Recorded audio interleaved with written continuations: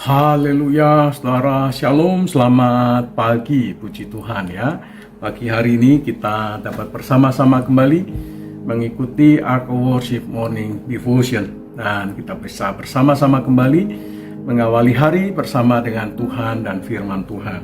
Ini sebuah kesempatan yang baik untuk kita menikmati berkat Tuhan, khususnya firman Tuhan. Saya sangat percaya bahwa iman itu timbul dari pendengaran akan firman Kristus. Oleh karena itu, betapa pentingnya firman dalam kehidupan kita.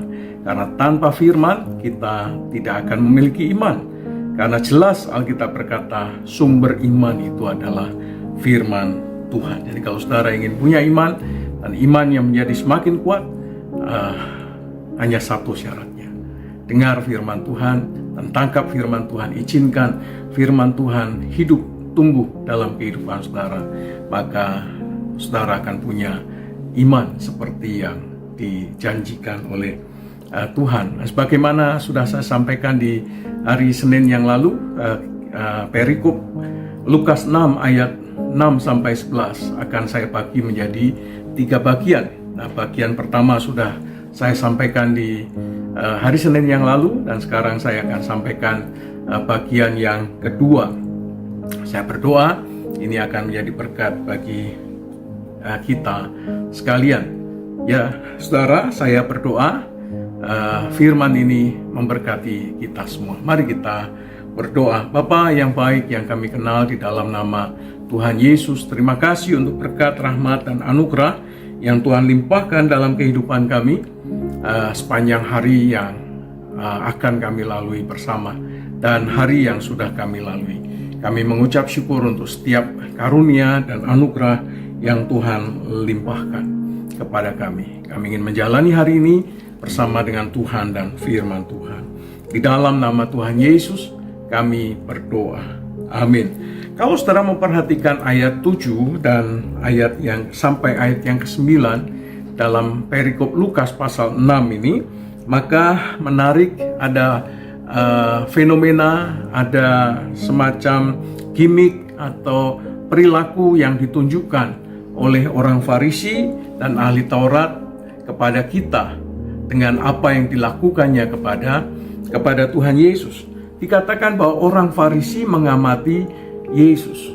Nah, kata mengamati ini menarik untuk kita perhatikan, karena kata Yunani yang dipakai untuk menggambarkan kata mengamati itu artinya mengawasi dengan niat menjebak. Jadi memang dia mengamati, tetapi mengamat-amati untuk satu, mencari kesalahan Yesus. Yang kedua, kemudian melakukan tipu daya dan menjebak Yesus supaya Yesus bisa jatuh di dalam dosa, dalam jebakan mereka, dan berdasarkan kesalahan dan pelanggaran Yesus itulah mereka berikhtiar untuk menangkap Yesus, menghukum Yesus, dan membinasakan Yesus. Di sini kita melihat, saudara, bahwa memang orang Farisi dan ahli Taurat ini tidak sungguh-sungguh ingin menjumpai Yesus, tidak sungguh-sungguh ingin mendengar firman dari Tuhan Yesus Kristus. Mereka tidak peduli, saudara, dengan orang banyak yang datang untuk mendengarkan Yesus dan untuk supaya mengalami atau menerima mujizat dalam kehidupannya. Orang Farisi ini tidak peduli dengan orang-orang yang sakit, tidak peduli terhadap orang yang mati tangan kanannya, ya, mati separuh, ya, tidak peduli. Yang peduli adalah dia peduli bagaimana caranya untuk menjatuhkan Yesus dan menjebak Yesus. Yang mereka cari bukan untuk mendengar firman, bukan untuk berjumpa dengan Yesus, tetapi yang mereka cari adalah apakah Yesus melanggar Sabat atau tidak. Jadi inilah cara-cara picik yang dilakukan oleh orang Farisi dan ahli Taurat demi supaya untuk menjebak Yesus jatuh dalam dosa. Dia mengabaikan kebutuhan orang banyak, dia mengabaikan kebutuhan dari si sakit, dia mengabaikan kebutuhan dari orang-orang yang ingin berjumpa dengan Tuhan Yesus Kristus. Saudara, dia tidak peduli. Yang peduli, dia peduli hanya bagaimana caranya Yesus itu jatuh di dalam dosa, dalam hal ini melanggar hukum Sabat. Jadi hati-hati saudara ya, jangan jadi pengamat saja, tetapi jadilah pelaku firman dan juga menjadi bagian dari orang-orang yang terlibat dalam pekerjaan Tuhan, terlibat dalam misi Tuhan untuk mengerjakan bagian yang dipercayakan Tuhan dengan lebih baik lagi. Lalu Yesus berkata, manakah yang diperbolehkan pada hari Sabat? Berbuat baik atau berbuat jahat? Yesus menyingkapkan satu kebenaran besar di sini yang disampaikan dengan tegas kepada orang Farisi. Tidak melakukan kebaikan ketika kita bisa melakukannya juga adalah bentuk kejahatan, saudara. Bisa melakukan tetapi tidak melakukannya, itu adalah bentuk kejahatan. Saudara bisa menolong tetapi saudara tidak melakukannya, sebetulnya motif atau niat yang tidak baik untuk membiarkan orang yang sengsara, orang yang sedang jatuh dalam dosa, atau orang yang membutuhkan pertolongan. Jadi tidak melakukan kebaikan ketika kita bisa melakukannya untuk orang yang membutuhkan bantuan pertolongan, tetapi tidak melakukannya, itu juga bentuk dari kejahatan. Dengan kata lain apa, saudara? Dengan kata lain adalah bahwa agama bisa menjadi alat untuk kemunafikan, alat untuk bahkan melakukan kejahatan karena membiarkan orang yang seharusnya bisa ditolong tetapi tidak ditolong. Jadi ini sangat berbahaya sekali, saudara. Sebagaimana yang terjadi dengan orang Farisi dan ahli Taurat. Saudara, agama bisa menjadi sesuatu yang membahayakan jika apa, saudara? Jika aturan lebih penting daripada manusia. Manusia itu lebih penting daripada aturan. Oleh karena itu, orang yang membiarkan orang lain dalam kelaparan, orang yang dibiarkan dalam penderitaannya adalah orang yang sesungguhnya tidak mengenal kebenaran firman. Kalau orang mengenal kebenaran firman, dia pasti tidak akan membiarkan orang lain itu menderita. Bagi Tuhan, mereka yang menderita jauh lebih penting daripada hukum Sabat. Bagi orang Farisi, hukum Sabat jauh lebih penting daripada kasih, daripada kepedulian, daripada belas kasihan kepada mereka-mereka yang membutuhkan. Oleh karena itu, saudara, mari pada hari Sabat fokus kita beribadah, tetapi hari Sabat juga adalah kesempatan untuk kita berbuat baik dan mempermuliakan Tuhan dalam kehidupan kita secara pribadi. Saudara, dalam perikop ini kita menemukan bahwa Yesus menunjukkan bahwa Sabat itu dibuat untuk manusia. Sabat bukan dibuat untuk makhluk yang lain, tetapi Sabat itu dibuat untuk manusia, bukan manusia untuk Sabat. Sabat untuk manusia. Sabat untuk manusia, bukan manusia untuk Sabat. Ini sangat berbeda sekali. Oleh karena itu kita harus berhati-hati dalam kehidupan kita ini. Supaya apa, saudara? Supaya pelayanan kita ini tidak kehilangan belas kasihan. Supaya pelayanan-pelayanan yang kita kerjakan ini tidak kehilangan kasih.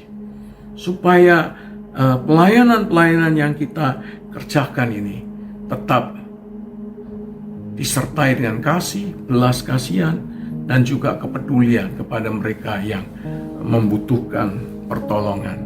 Saudara, mari kita menjadi orang-orang yang tidak hanya hidup berdasarkan hukum, tetapi juga menghidupi hukum dan membiarkan hukum itu untuk menjadi alat untuk memuliakan Tuhan. Manusia untuk Sabat. Salah. Sabat untuk manusia. Gereja tidak kehilangan hati Tuhan ketika manusia itu berhati-hati dengan hari Sabat dan menolong orang pada hari Sabat. Kenapa? Karena gereja tidak kehilangan hati Tuhan. Dengan kepedulian terhadap sesama, saudara tidak kehilangan hati Tuhan. gereja juga tidak kehilangan hati Tuhan. Dengan menjalankan misi Tuhan, maka mereka yang menjalankan tidak kehilangan hati Tuhan. Demikian juga dengan gereja yang melakukan juga tidak kehilangan hati Tuhan. Hati Tuhan adalah supaya orang-orang yang menderita sengsara dibebaskan, dilepaskan, beroleh kelegaan, dan juga beroleh kesembuhan yang datang daripada Tuhan. Oleh karena itu, mari kita manfaatkan, kita gunakan sebaik-baiknya hari Sabat yang Tuhan anugerahkan dalam kehidupan kita, supaya Sabat menjadi media, sarana untuk kita memuliakan Tuhan sepanjang usia yang Tuhan anugerahkan dalam kehidupan kita. Amin. Amin. Mari kita berdoa. Bapa yang baik yang kami kenal di dalam nama Tuhan Yesus Kristus, kami mengucap syukur ya Tuhan untuk anugerah Tuhan dalam kehidupan setiap kami. Dan kiranya sungguh perjalanan hidup kami menjadikan kami sebagai pribadi-pribadi yang terus menikmati anugerah dan kasih Tuhan. Kiranya dalam pelayanan-pelayanan yang kami kerjakan, kami tidak kehilangan belas kasihan, supaya orang-orang yang mendapat dan menerima belas kasihan, mereka dapat menikmati Tuhan dalam perjumpaan dengan Tuhan secara pribadi. Demikian juga dengan gereja yang kami layani, tidak kehilangan hati Tuhan. Hati Tuhan adalah memperhatikan janda miskin, memperhatikan anak-anak yatim, bahkan anak yang piatu. Demikian juga tangan Tuhan membuat gereja tidak kehilangan hati Tuhan. Hati Tuhan ada di misi, hati Tuhan ada di dalam pertumbuhan, hati Tuhan ada di dalam spiritualitas, dan kiranya melaluinya nama Tuhan saja yang dipermuliakan. Terima kasih Bapa, kami mengucap syukur untuk pagi hari ini. Kami menyerahkan semua aktivitas kami sepanjang hari ini ke dalam tangan anugerah Tuhan, supaya nama-Mu saja yang dipermuliakan. Di dalam nama Tuhan Yesus Kristus, Tuhan memberkati engkau dan melindungi engkau. Tuhan menyinari engkau dengan wajah-Nya dan memberi engkau kasih karunia. Tuhan menghadapkan wajah-Nya kepadamu dan memberi engkau damai sejahtera. Di dalam nama Allah Bapa, Allah Putra, Allah Roh Kudus, di dalam nama Tuhan Yesus Kristus. Haleluya. Amin. Puji Tuhan, saudara KDKF. Art Worship Morning Devotion maksud saya sudah selesai. Dan saya berdoa kiranya Tuhan menyertai saudara sekalian. Jangan lupa nanti hari Jumat kita ada special home. Pak Noh akan menjadi berkat bagi kita. Jadi pastikan saudara hadir di ibadah Event of Mission nanti tanggal 13 hari Jumat jam 7 malam. Dan kiranya Tuhan memberkati saudara. Selamat bekerja, selamat menikmati hari ini, dan selamat berkarya, dan penyertaan Tuhan membuat apa yang saudara kerjakan jadi dan diberkati Tuhan. Amin. Amin. Selamat beraktivitas. You are blessed.